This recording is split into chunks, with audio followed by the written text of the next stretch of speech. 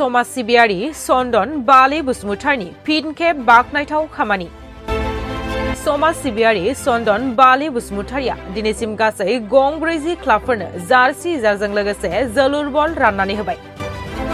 लाइमोनफोरखौ गेलेनाय बिथिङाव जौगाखांहोनांगौनि थांखिजों सिगां समाव गुबुन गुबुन क्लाबफोरनो जार्सि जार आरो जोलुर बल राननाय बादिनो दिनैबो गसाइगावनि खासियाबारि आर'नाइ गेलेग्रा फोथाराव गासै मोनथाम क्लाबफोरनो जार्सि जार आरो जोलुर बल राननानै होनायखौ नुनो मोननाय जादों।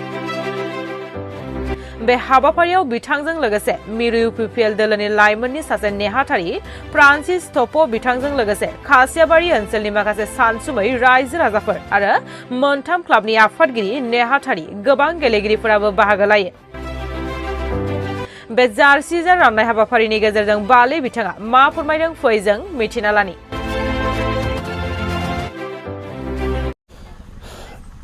सिगाङावनो आङो रादाबगिरि नायगिरि बिथां रायजो राजा साफ्रोमखौबो आङो हामबाय होननानै आङो खुलुमनाय आरो अननाय सिबिनायखौ आं जासिग्रोयो। दिनैनि जे प्रग्राम थांखिया बेनो आगोलनि समाव जोंनि हाबाफारि मावनायखौ रायजो राजा आरो बिटिसि ओनसोलाव थानाय बिमा बिफा आरो दैदेनगिरि आरो गोबां मानसिफ्रा नुबोबाय।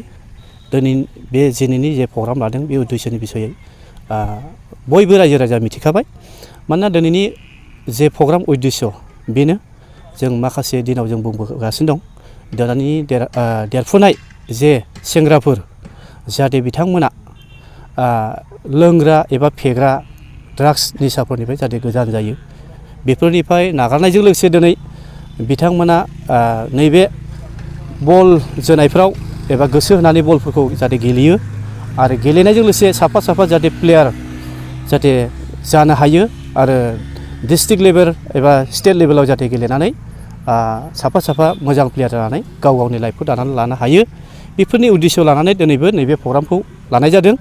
दिनैबो जोङो नैबे खासियाबारि ओनसोलाव लेंहरनानै नैबे आर'नाइ क्लाबाव लेंहरनानै मोनथाम क्लाबखौ जों लेंहरनाय जादों। दिनैहाय बे प्रग्रामाव मोनसे आदिबासि क्लाब लालासर आरो मोनसे चन्द्रपुर क्लाब आरो मोनसे सुन्द्रिजरा क्लाब बिथांमोनखौ जोङो लेंहरदों। बेयावनो बिथांमोना लेंहरनाय बादि दिनै बायालासे गाव गावनि खामानिफोरखौ दोननानै बिथांमोना दिनै रंजा बाजा बिथांमोना दिनै बेयाव बाहागो लाफैदों दिनैनि प्रग्रामाव। आरो दिनैनि प्रग्रामाव बाहागो लानायजों लोगोसे बिथांमोना दिनै नैबे जोंनि जे अनसुंथाइ होनाय बल जार्सि बिथांमोना बेखौ नाजावदों गोसो खुसि जानानै। बेनिखायनो आं दिनै बिथांमोनखौ आंहा मोनसे आसा भरसा थाबाय। बिथांमोना बे बलफोरखौ गोसो होनानै फैनानै नाजावफैनायजों लोगोसे बिथांमोना गाव गावनि लाइफखौ दानानै लानायनि सुबिदाखौ गाव गावनो दिहुननानै लानो हागोन होननानै आं मोनसे आसा थाबाय। बिथांमोना बेबादि रंजा बाजा दिनै फैनायजों लोगोसे दिनै बिथांमोना नाजावनायनि थाखाय आंहा मोनसे आसा थादों आरो बिथांमोननि सायाव। आरो बेखौनो आङो बुंबावगोन दिनैनि गेजेराव जोङो दिनैहाय जे दिनैजों जे मोनथाम होनायजों दिनै बेनो जों 40टा टटेल जाबाय दिनैजों। आरो लोगोसे जोङो आगोल जेरै बुंदों बेबादि जों खामानिखौ जों हाबाफारिखौ जों लाबाय थागोन, मावलांबाय थागोन। जिखिनि मोनाखै बेखिनि क्लाबफोरखौ जोङो होलांनो थाखाय जों सेस्था लाबाय थागोन आरो होलांबाय थागोन जेसेबां हायो एसेबां।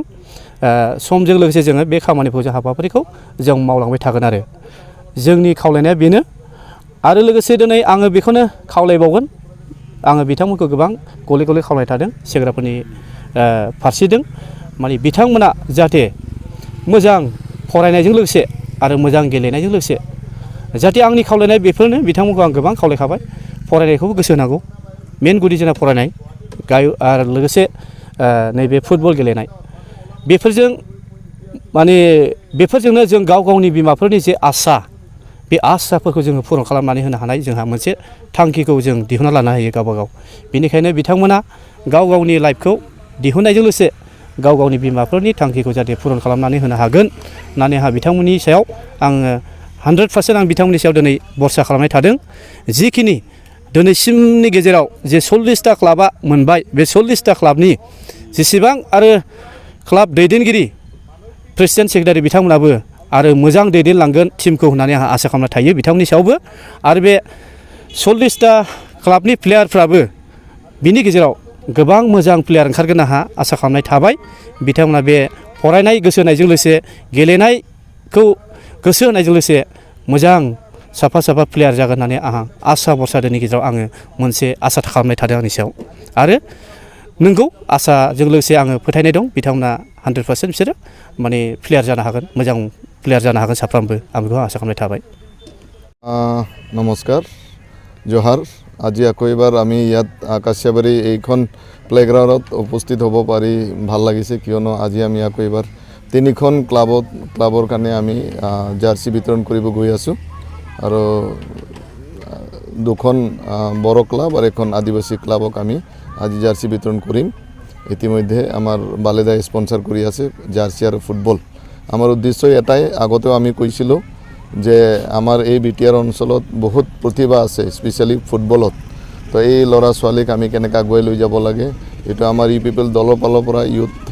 জেনেৰেল ছেক্ৰেটাৰী হিচাপে মোকৈ দায়িত্ব দিয়া হৈছে যে ইউথৰ লগত সম্পৰ্ক কৰিখিনি ইউথক কেনেকৈ আগুৱাই লৈ যাব লাগে তো এইটো এটা আমি পদক্ষেপ লৈছোঁ যে ফুটবল এটা ভাল পদক্ষেপ য'ত ল'ৰা ছোৱালী বেছিভাগ ইনভলভ হয় আমাৰ এৰিয়াত তো এই কাছাবাৰী অঞ্চলত বহুতকেইটা এনেকুৱা ক্লাব আছে য'ত নেকি ল'ৰা ছোৱালী প্ৰতিভাটো খুব বেছি প্ৰতিভাৰ ফুটবল প্ৰতি তো সেইকাৰণে আমি জাৰ্চি আৰু ফুটবল বিতৰণ কৰি আছোঁ আৰু সিহঁতৰ কিবা মনোবলটো অলপ উৎসাহ কৰি আছোঁ যাতে সিহঁতৰ মনটো ভাল হয় যাতে ফুটবলৰ প্ৰতি এটা আকৰ্ষণ হয় আৰু ফুটবল খেলি কিনি ভাল এজন মানুহ হিচাপে সিহঁতে জীয়াই থাকিবৰ কাৰণে সক্ষম হ'ব বুলি আমি আশা ৰাখিছোঁ আৰু ইতিমধ্যে আমি 37টা ক্লাবক আমি জাৰ্চি বিতৰণ কৰিছোঁ আজি আমি 3খন দিম তো টোটাল 40টা হ'ব আৰু আমি যিমান পাৰিম এই জাৰ্চিটো বিতৰণ কৰি থাকিম য'ত য'ত লগা হ'ব এইটো অঞ্চলত যাতে এই অঞ্চলৰ ল'ৰা ছোৱালীয়ে ফুটবল প্ৰতি আকৰ্ষণ হৈ কিনি ভাল এটা ফিজিক মেইনটেইন কৰিব যাতে পুলিচ বা আৰ্মি বা বিভিন্ন চাকৰিত সিহঁতে যোগদান কৰিব পাৰি বুলি আমাৰ আশা ৰাখিছোঁ আৰু সিহঁতেও প্ৰমিছ কৰিছে বহুতকেইটা যিমান ক্লাবক আমি জাৰ্চি বিতৰণ কৰিছোঁ সিহঁতে আমাক প্ৰমিছ কৰিছে যে সিহঁতে মদ ভাং নিচা ড্ৰাগছৰ পৰা দূৰত থাকিব আৰু এজন ভাল খেলুৱৈ হ'ব বুলি সিহঁতে আমাক আশা দিছে ইতিমধ্যে আমি শুনিব পাইলোঁ যে আমাৰ ইয়াৰে কেইজনমান ছোৱালীয়ে গুৱাহাটী যাই কিনি মানে চিলেকশ্যনো হৈ গ'ল যাক নেকি আমি জাৰ্চিও দিছিলোঁ আমি যাক আমি মানে উৎসাহ দিছিলোঁ সিহঁতে আজি যাই কিনি নেশ্যনেল লেভেলত খেলিব বুলি মানে সিহঁতে এখন মানে মেছেজ দিছে আমাক আৰু আমাক ভাল লাগিছে আৰু এনেকৈ বহুত ল'ৰা ছোৱালী উঠি আহিব বুলি আমি আশা ৰাখিছোঁ